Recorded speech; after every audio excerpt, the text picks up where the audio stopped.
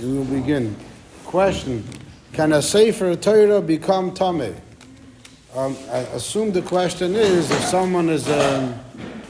a person is tomid and he touches a Sefer Torah, does it become tomid? I assume that's the question. Or if there's a house where there's a bar minan, there's a dead person, and there's a Sefer Torah in the same house, does it become tomid? So the answer is no. A Sefer Torah cannot become tomid because a Sefer Torah is not a keli. And only kelim can become tomid. A Sefer Torah is made out of parchment, made out of oil, and a kli oil only if it's a kli kibul is a makabel tomid. So a Sefer Torah is not makabel tomid. However, Chachamim made a gzira that whoever touches a Sefer Torah becomes tomid. And that's not just a Sefer Torah, it's Svarim Bechlal. In the olden times, all Svarim were Tanakh, were scrolls. And the reason for that gzera is because the Gemara says that it used to be that people had truma, which was holy, and they wanted to keep it in a holy spot, in a safe spot in the house. So they put it next to their Svarim. What ended up happening was that mice would come for the food, and then they would bite, they would also eat up at the scrolls. So Chachamim said, if you put your truma next to your sefer, your truma becomes tamei. They wanted to protect the svarim.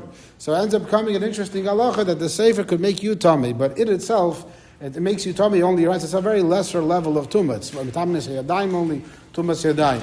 But it doesn't make a pashtus, it's not a high level of tumah, and it doesn't become tamei from anything else. Question: if a ger went off the derech, is it a shaila if he's still a yid? No, it is not a shaila at all. If a ger became a proper ger, it makes no difference. I have a friend of mine that's a shliach in Baltimore. He's an Israeli guy, and his father's a big rav, but he had a very big kesher with Rabbi Moti Ashkenazi. Rabbi Moti Ashkenazi, Rav Mordechai Shmuel Ashkenazi, was a rav in Kfar Chabad, one of the biggest Lubavitch Rabbanim in our generation, tremendous Talmud Chacham. I knew everything, and people asked him shilas from all over the world. And my friend told me that I think the last shilah that he asked Rabbi Ashkenazi was a case where someone became a ger tzedek, and a week later, they stopped keeping Yiddishkeit. And Rabbi Ashkenazi said that it's fine. They're 100% Jewish. Nothing changes. Just to clarify, the reason for the question would be as follows: for a ger to become a ger or gerdes, so there's a number of things. Of course, there's a bris milah and there's mikveh, but there's something called kabbalas mitzvahs, which they have to accept upon themselves to be frum. So, just like I should have said first, the question would be, if the person accepts to become frum, and then afterwards they're not sincere, so I guess the Bachar is assuming that if they're not sincere later, maybe l'chatchila they were not sincere. So for that we say no. We say that the Beis Din that was testing this ger, whatever, any reliable Beis Din that was responsible for making somebody a ger or gerdes, we trust them that they checked that the person was 100% sincere, and even though a few days later, a week later, they become not religious, it doesn't make a difference. Their sincerity was true. They are Jewish, and now they're like any other Jew that chooses Rahman al-Islam not to follow Yiddishkeit. Yes. First of all, how do you know if there's Kabbalah? That's the Rabbanim's job. The Rabbanim, when a person wants to become a ger, the Rabbanim sit down with them, and there's a whole process. They push them away, then they say come again, and they test them, and if there's a lot of things. What do you mean they're from or not from? They're shevet Torah mitzvahs to the best of their ability. So the best of their ability is not. When they're accepting upon themselves to be shevet Torah mitzvahs. Doesn't mean that they have to only eat chalav Yisrael and they can't rely on OUD. Doesn't mean that they can't rely on the chveis different kulas after the dafka 6 hours. They don't take a minute of 3 hours after the flesh. They can do whatever Shulchan Aruch allows, whatever minhagim are there. Bechlal, there's an interesting shaila. It wasn't asked, but it's an interesting shaila. Which shevet does a ger become part of? Where does he live in Eretz Yisrael? And the answer is, the Beis Din in those times that was Megayer him, he becomes part of that shevet. And at Tzalderech today also, there's a tshuva going around a while ago, something not connected to gehenim, but someone was, Mordechai Eliyahu was asked, if someone becomes through Chabad, should he keep Chabad minhagim or Sfardim minhagim? And they said, you have to go by your father's minhagim. And since Chabad is mekar of you, they're your father. So you have to have Chabad minhagim and not Sfardim minhagim.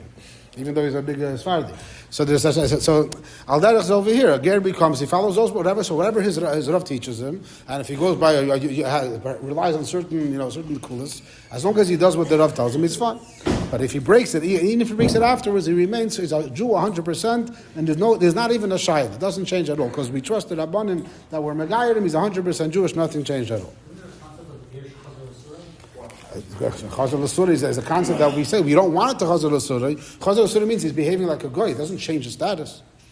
By Yerusha, just now and I'm just now. We don't want him to go back to his old ways, but it doesn't change the fact that he'll remain Jewish no matter what. A ger cannot become ois ger. No such thing as a ger becoming ois ger. Once he's a ger, he's in it for life. Huh? With who? He was trying to say that it wasn't that whoever was Megarim was a shvacha gear in the first place, and that's why it wasn't a real gear. Now it was say from the Gazal Chilosom, but and I don't know if we could. Okay, so then that's another eye that it's wrong. If you want to go there, yeah. No, so that obviously they can't become Kohen Malim. That's obvious, right? That should be clarified. Yeah. Even though by mistake it is Zvulu Naftali, which shevet, that's what it means. Yosel is here. Why are the Ben Shimons called that? The Ben Shimons are not called that. They're called Ben Shimons. Ben Shimons are probably one of their ancestors' names was Shimon. It's just like any other last name. I guess there must have been a deeper meaning to the question. Okay, like 4 or 5 Bokrim asked the same question, and I don't know there must have been a heavy conversation somewhere. Why is there no Mezuza in the entrance to the Zal? Wow, it's bothering so many people. I don't know why anyone thinks there should be a Mezuza in Zal. I mamish don't get it, but just to clarify. In order for our entrance to have a mezuzah, it says in Shulchan Aruch very clearly, "Eina pesa chayiv b'mezuzah, elim kedish lishtei mezuzahs u'mashkev." For an entrance to be chayiv b'mezuzah, Ari, please stop it. In order for an entrance to be chayiv b'mezuzah, it has to have 2 mezuzahs. Mezuzah means a doorpost, and a mashkev. A mashkev means a lintel. Kanai nahara. Yeah, Esav had lentil soup, and we have lintels. So lintel, that piece on top of the door, that's called a lintel. This is a ceiling. There's no lintel. There's no mashkev sticking out over here. So there's no need to have a mezuzah. And even so, the doorpost. This is even though this is not a doorpost proper, it's part of the wall. But this is considered the doorpost in Halachic. But that's not considered a mashkev by any stretch, and it's not chayiv and mezuzah. So my name is Adavar Apashim, but people are starting to ask. So I looked up on the important website, asktherav.com, from Rabbi David, and I mean the David's father, I'm sorry. And he brings the same thing. He says that there are machmirim, but the minig is to be mekel. Some say the only machmirim if there's an actual door. So if technically if we would put up a door over here, and you can make a door to the top, and then it would swing open back and forth, then there would be maybe a svara to be machmir. But the way it is now, there's no need to be machmir whatsoever, and I don't understand what the Bechlal the Shaila is. People are saying it has to have, it doesn't come from anywhere. Kopanim, hanire lafiyani is died. Yes. That's an interesting shayla. That's a better shayla. That might be chayiv mezuzah because we could say brachas in that room, but that there's a svara not to. That I would have to look up a bit more. But what? No, because it's based dira. I don't think we can do that anymore today. If you have a mezuzah that is doors aren't allowed to be. Doors to the actual bathroom can't be because then it's like one big room. That's not true. In your house, you have a bathroom, but you don't have an entrance way to your bathroom, and your living room as it goes to the bathroom. Is the mitzvah of it? Well, no, I don't think that's right. That's true. Okay, why isn't Rabbi Levin ever chazzon? Wrong. Rabbi Levin has been chazzon many times. It's just that I'm not on the list, and because I'm not on the list, so I'm not chazzon. But I've been chazzon numerous times. You can fix it. I was been on the chazzon sometimes, and if you want me to be chazzon, also depends. If I'm ready to be chazzon, if I'm just like Bochum, sometimes I'm not ready to be chazzon, either because they're not ready, pashut, or because that he wanted that day, space out davening or whatever, space in, however you want to call it. So therefore you don't want to daven. But I've been chazzon in shul many times, and in yeshiva also many times.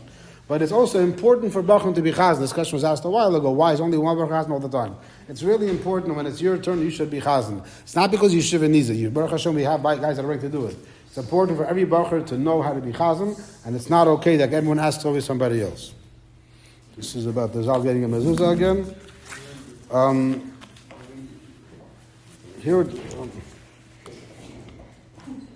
Okay, this bacher extended the question. Why is there no Mezuzah in Zal? I just answered that already, or so I think. Why is there no Yechi sign in Zal? And he asked another question. Why isn't there a Ner Tomid in Zal? Okay, so regarding the Yechi sign, Bechlal, having signs in shul is a big shayla, but having any signs in shul, because having a sign in shul makes people distracted. Now we do have some kind of sign over here, but it's we can argue is it distracted? It's discussed in halacha if it's okay or not. But bechlal, as you guys know, the family of that, so they're very makbid on not touching anything on the walls over here, and Mamela, even that sign, which is a very important sign, is also sitting like that. But if you want to write Yechi on the bottom and put it over there, I'm not going to stop you. Regarding a ner tomid. So what's a ner tomid? So there's a minute that's brought down in Sfarim, and apparently it's a zecher lemikdash. In the Beis Hamikdash, there was one candle of the menorah that burned 24/7, called the ner ma'aravi. It was the edus that for the Shechina is always amongst the Yidden, and it's brought down in Sfarim to have in shul a candle that's constantly burning all the time. Now, in the earlier sources, it says that there should be an actual candle. Those times, obviously, it was actual candles, and should literally be burning 24/7. However, the minhag became not to do so for the simple reason that when you leave a fire burning in a building with nobody there, there's always a danger of something happening. So therefore, over time, people stopped doing it. Today, when we have electrical candles, so there are some shuls in the shul over here in town. Someone built a tomid over there, some kind of nice thing. It's a kind of like to show for the cover of the shul, to show to have zechus for this Indian.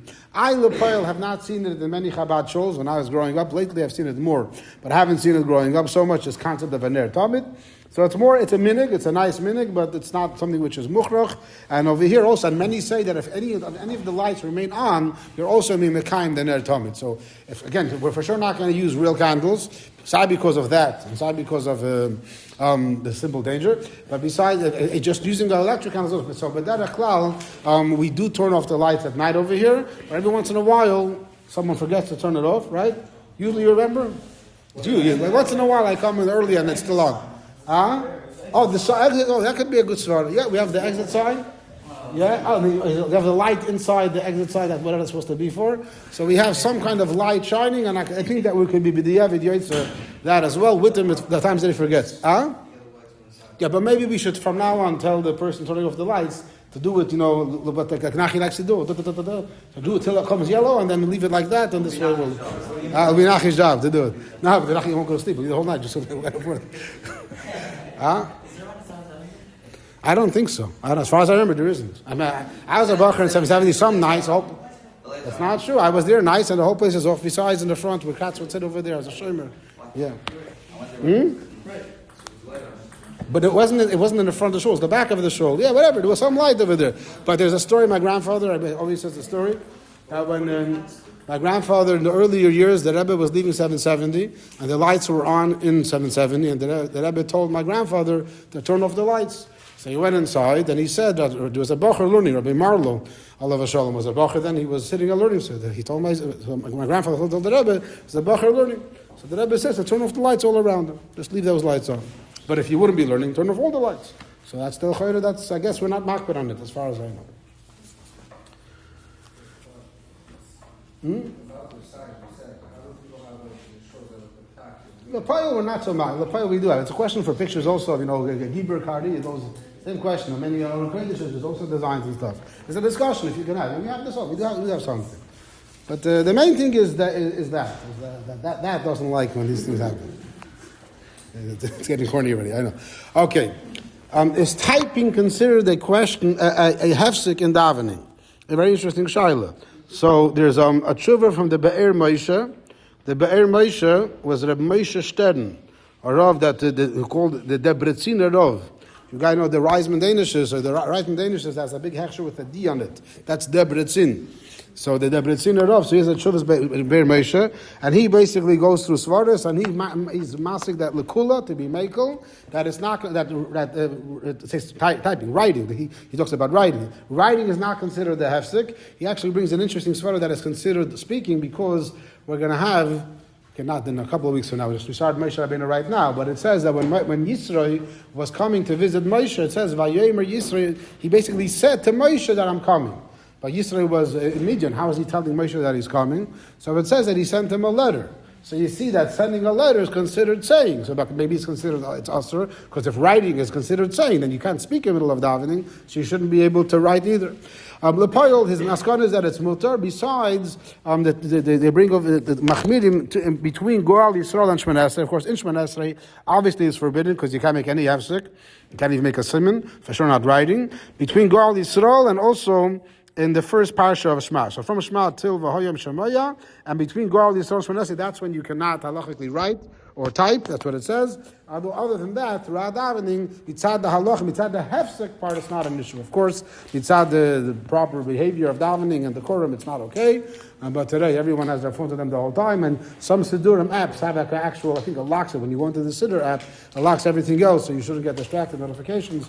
So this way you shouldn't be writing back and forth. Yes?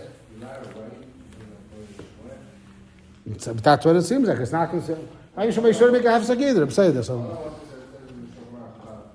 Whenever you can't make any hefsek of so make a simon with your eyes, the pashas, that applies as well. So the Shema also we're not going to.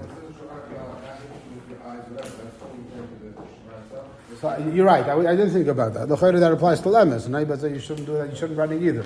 So when I looked up now, it says only this. But the point is that it's not considered speaking. So it's a lesser level of hefsek, and therefore, with pashtus, in most cases, in most parts of davening, it is permitted. What will happen when the rebbe's kapital passes kuf nun? So we believe and we're strong that the rebbe is going to be with us and tell us what to do. In that case, we'll be able to hear from him directly. But regardless, the question could be asked to other people, and the answer is you go back to the beginning again. You start from Aleph. I think there is precedent by the one the rebbe I think is brought down, but could be I'm wrong about that. But I know for sure that's what I was always told. You go back to Aleph in such cases. Why is there no Mezuza and Zal? We did it already. Okay. Will zechus avos take off our gehenim? And is the rebbe my father for that? So, zechus avos is if a person has a holy grandfather, which everyone sitting here does, because we have a holy grandfather. His name was Avraham, and he had a son. His name was Yitzchak, and his son was Yaakov, and they're all our grandfathers. The last one was Avinu. You didn't know? There's one fourth member of the family. So Avraham Avinu, Yitzchak Avinu, Yaakov Avinu, and Hashkevenu Avinu. Those are the four Avinus that we have. They're part of the family. So since you are descendants, so we spoke about this in the previous Q&A. So the question is, does it take away my gehenim? And is the rebbe my father for that? So there's a Gemara in Sefer. The Gemara speaks about David HaMelech crying after his son Avshalom was killed.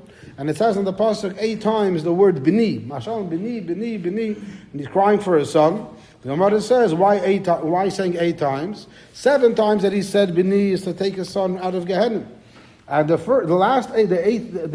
7 levels of gehenim. And the 8th bini, one opinion says is to bring his head next to his body the way he was killed. And the second opinion says it brings him into Ilam Haba. So that's the Gemara. So comes Taisvus and he asks, and in Gemara Sanhedrin, the Gemara says that a son can bring zchusim to his father. Aber Abba loy mezaki bra. The father cannot bring zchusim to his son, and he brings proofs for that. And the Gemara over there talks about different kings that were mentioned. So kings that if the son is a tzaddik, then it'll be mechaper for his father. But if the father is a tzaddik and the son's a rasha, that doesn't help the son, and it doesn't save him. So the Gemara, so Taisvus is asking, so can a father save his son or not? Does the zechus Abba save? The Taisvus has 2 answers. One answer is that since Avshalom suffered so much in this world, so therefore his father was able to save him. In other words, if you suffer very badly in this world, then yes, zechus Avos will save you from gehenim. A second answer is over there. It's not connected. Avshalom didn't do avodah zarah, so therefore, what it means is saying that other avodas, your ancestors will help you, but avodah zarah doesn't protect you. A third answer that Taisvus brings is that zechus avos for itself doesn't help. But if they daven for you, it does. And David davened for Avshalom. Well, David was still alive at the time. So our ancestors, Avraham, Yitzchak, and Yaakov, are not with us. But the pastors, if they daven for us, Milamayla, apparently they can save us as well. There's another answer that I saw. They brought down from the Rashba. The Rashba says that the zechus avos only works in this world, not in the next world. So it would not protect. So there's different ways of learning if the zechus avos will help save you from gehenim or not, based on these answers. Regarding the question, is the Rebbe considered my father for that? So there is a tradition by chassidim that by a levaya, when a chassid is buried, they say, you basically tell the chassid to go to the Rebbe, and there's such a concept of that going to the Rebbe will protect. Then there's the famous story we said many times, that Rabbi Nachman of Breslov said, whoever grows lying a payas, I guarantee that he's going to be schlepped out of gehenim. And then we have the story, that a Paris Mochkin says the story, that there was one time a Yid that came to the Rebbe in the middle of a Fabrengen, and he had a big chup, and he was talking to the Rebbe, and it was by nigunim, he can't really hear. But apparently they was bothering the Rebbe, asking again and again, and the Rebbe raised his voice and he says, what else do you want from me? I already promised you Gan Eden, what else do you want? And we don't know anything besides that from the story. No idea who this person was and what it was. But Peretz Moshkin overheard that, and he said later that Rabbi Nachman of Breslov promised to let people out from their payas. And the Rebbe grabs you by the chup and takes you out of Gehenim and brings you into Gan Eden. And that's why you have to have aviskashas to the Rebbe. To the Rebbe, so the Rebbe can stop you out. I'm sure if the Rebbe can stop you by your chup, he can stop you out by his ears, by your ears. Even people that are just, teaching in the Rebbe's yeshivas, they know how to slap by ears. The Rebbe for sure can stop you by your ear and change you, take you out of Gehenim. So yes, the Rebbe could take us out of course, it requires hiskashas on our part. We have to be mekusha to the Rebbe, and then we can kivyachol come with a taina that the Rebbe should come and take us out. Yeah. If the father cannot help his son from, then why does he say kaddish for him? No, the opposite. The son helps for the father. When a child passes away, should the father say kaddish for the son? There isn't a chiyuv for the father to say kaddish for the son. It's anyone saying kaddish for the son. It's not specifically the father. But according to some of the answers, you see there is a concept of help. David did save his Shalom. There is ways of saying it. Just to add one story about that, this is a story you're not going to find anywhere because it's not written down. My brother told to me in the name of Rabbi Yossi Paltiel, who heard it from Rabbi Greenglass. But I looked it up in other sources, the story said very differently. So I'm going to say the way my brother told it to me. In the name of Rabbi Paltiel, the name of Rabbi Greenglass, that there was a Yid, his name was Reb Noyach. Reb Noyach. Who is Reb Noyach? From Tanya. Reb Noyach mentioned in Tanya? A good trivia question. Reb Noyach in Tanya? Reb Noyach. No? Huh? Who? Never mind. Reb Noyach mentioned in Tanya. Gavril Noyach, no? Reb Noyach in Tanya is who? In the Askomis, from Zusha Anapol, he says that the people that took upon themselves to print the Tanya is Shalom Shachna ben Reb Noyach. Who is Shalom Shachna? Tzemach Tzedek's father. The Tzemach Tzedek's father, Reb Shalom Shachna, is relatively unknown in Chabad. Yeah, there's Tzemach Tzedek's father, but Tzemach Tzedek's mother passed away at a young age, and then the Alter Rebbe raised him. Where was his father? His father wasn't around so much in the story. So who was this guy that had the zechus to marry the Alter Rebbe's daughter? So the story that, again, the nusach that I heard from my brother, from Rabbi Paltiel, from Rabbi Greenglass, goes that Reb Noyach, that this Reb Noyach was a chassid of Mendel Orodoker. Reb Mendel Orodoker, who was a Talmud of Ditcher Magid, and also a somewhat Rebbe friend of the Alter Rebbe. And this Reb Noyach was traveling to Eretz Yisrael. Again, the way the story goes is that Reb Mendel Orodoker went to Eretz Yisrael first, and Reb Noyach didn't go lechatchila, but after a while he had this strong chukka, he has to see the Rebbe, so he went on a ship and he sailed to Eretz Yisrael. And on the way he got sick.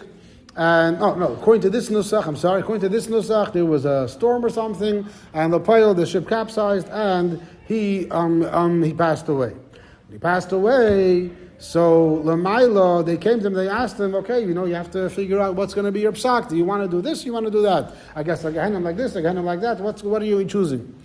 So I have to ask my rebbe, I met a lot of doctor. So he said, in this world, it doesn't work that way. In this world, you have to make a decision. So your rebbe's not here for you. He says, but I can't. I never made a decision in my life without my rebbe. I have to ask my rebbe also. So they decided they're going to check if it's true that he never made a decision without asking his rebbe. We'll let him now do it as well. And they checked, and sure enough, he never made a decision without asking his rebbe. So they gave him permission. So Rav Mendel Orodoker was a Mitzvah Shabbos. He was sitting with his talmidim, and I think he said over the story, but the chassidim that were there, they suddenly heard the Noyach's voice, "Oy Rebbe." And that was obviously very freaky for them, and that was the way. So the Alter Rebbe, when he heard about the story, he said, "Oh, such a person, I want his son to marry my daughter," and that's how this should have happened. This story, it's completely different nusach than the regular story, but I'm bringing it out just to bring out this point that according to this version, that in Eilam Emes, yes, the Rebbe, it does protect you from whatever it has to happen. When do you say, what bracha do you say on gum? The question is not when, the question is more, when you can start speaking.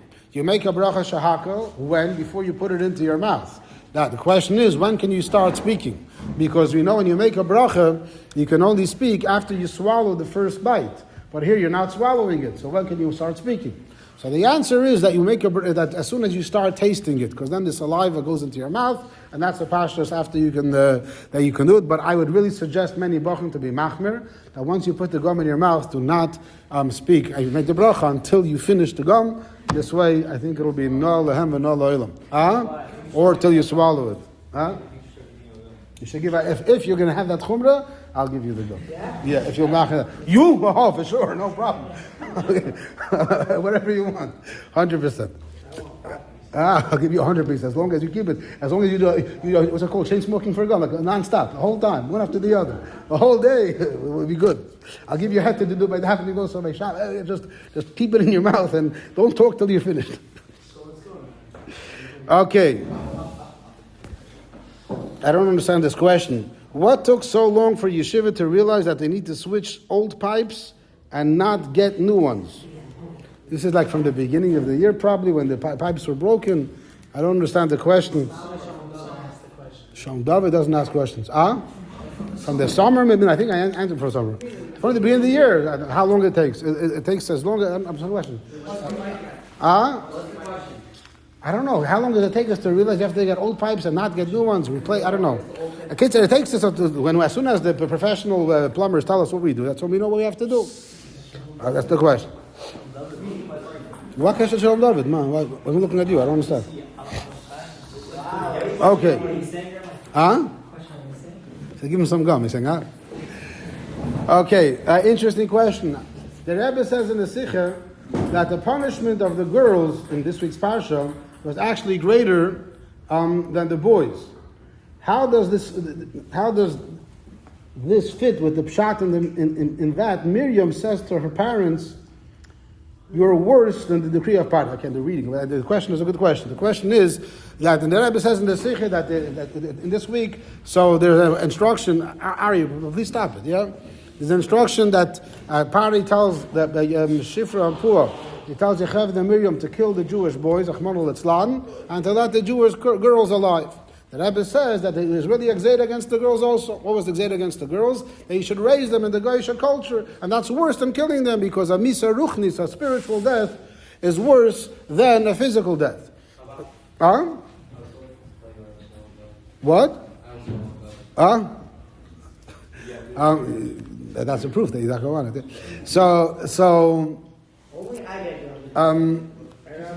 Let me finish. You interrupt me. So the spirit. So the Rebbe's Halachic is how being raised in the Goyish culture is a spiritual death, and it's a famous lashon that kasha misa ruchnis yeser misa gashmis. A spiritual death is worse than a physical death, and the Rebbe goes on to the Sikha what it means v'chulu v'chulu. The Bachar is asking that the Gemara says that after Amram, everyone knows Moshe Rabbeinu's parents got divorced. Everybody knows that, right? Moshe Rabbeinu's parents got divorced, and then they remarried. So how did they remarry? Why did they remarry? Because they already got remarried. So because what happened was that Amram, Moshe's father, he didn't want to have children because he said if we have children, they're going to be killed. So therefore, better not to have children. So he divorced his wife. So Miriam comes to her father and says, what you did is worse than Parah. And one of the things that she told him, she did a whole bunch of things. One thing she said is Parah's gzera was only against the boys. But your gzera is against girls also, because now no girls can be alive. So what are you doing? So the Bachar is asking, what do you mean? Parah's gzera is also against the girls, it wasn't against the boys. So that's the question. So the answer by Pashas would mean that we're talking about the physical gzera. That Parah's physical gzera was only against the boys, and Amram's physical gzera, what happened was that as a result of what Amram did, also other Yidden did it, and therefore there was no Jews being born b'chlal. So the answer of Pasha, that's a physical gzera. That would be the Pasha to answer. You can maybe answer differently, connected to the Hemshech Gemara, but I think this is the simple answer. Pasha Gemara is talking about from a physical perspective. Yeah. She told him in a very respectful way. What she has to do. You're allowed to tell your father in a respectful way how to behave. If you in the kitchen, If you in the kitchen, you would know. Okay, question. What was the Rebbe's reaction over the years to the bracha of Yechi? So the bracha, I think, is not asking the question what he wants to ask. What was the Rebbe's reaction over the years to the bracha of Yechi? I assume the bracha means to say, Yechi adeneinu mereinu v'rabbeinu melech HaMashiach la'olam vod, which is going to be on the sign soon over there.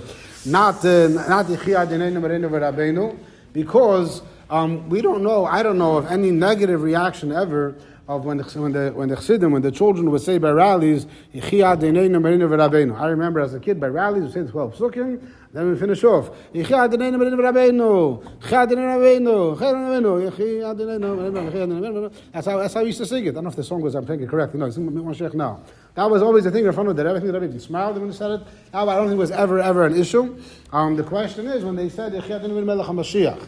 So that is, it's not really the words Yechi melech HaMashiach, Yechi adeneinu melech HaMashiach. It's more about Bechlal according to Rebbe Mashiach. I assume that's what the Rebbe means to be asking.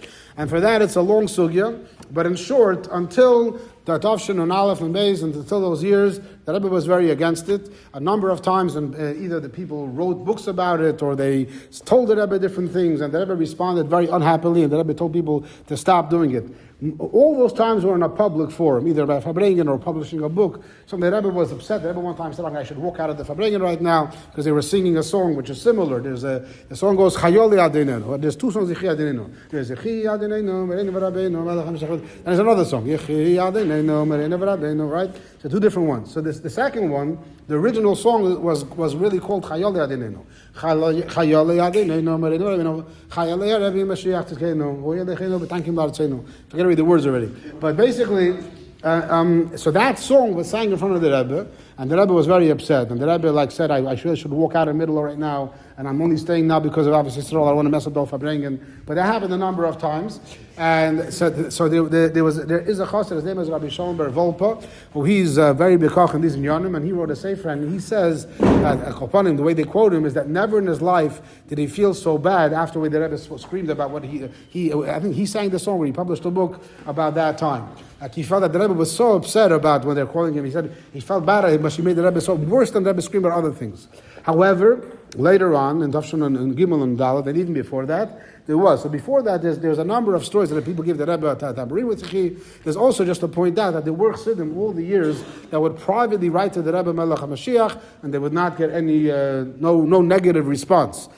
So the Ber Kechein Olav Hashem famously, he would write Melech HaMashiach in big letters in his panim to the Rebbe and never got a negative response. So you can answer two things. Number one, you can say that it was private, that wasn't public. Number two, you can say he really meant it in a real Chassidish way. The Rebbe is not going to tell him off. But you can also say other reasons because we don't know the Rebbe's reasons.